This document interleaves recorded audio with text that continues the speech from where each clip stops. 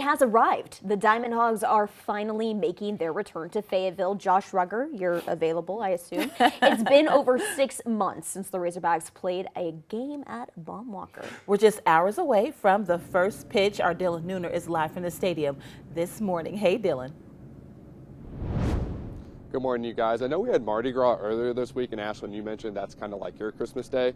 Well, this is my version of Christmas morning.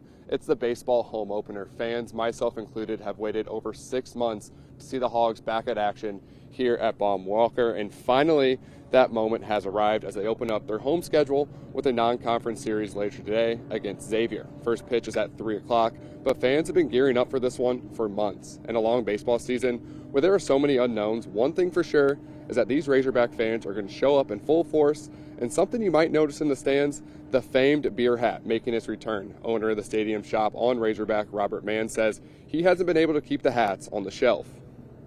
Jerseys and hats, hats are usually the big seller, but the real big seller is the beer hat. We sell hundreds and hundreds of the beer hats. The beer hat's such a big thing, it's spreading to softball, but it's truly only Arkansas. Anybody else does that, they're copying us, and that should be against the law. Now, as someone who didn't attend the U of A, I was unfamiliar with the tradition of the beer hat, so allow me to explain it to those who might not know its history. It's something that dates back to the early 2000s. Whenever the Hogs would load the bases, a graphic would appear with 3 beer steins running the bases, colliding at the pitcher's mound, where a message would then appear saying, "The bases are loaded." Now, a student at the time thought this was hilarious. He showed up to the next game wearing a beer hat.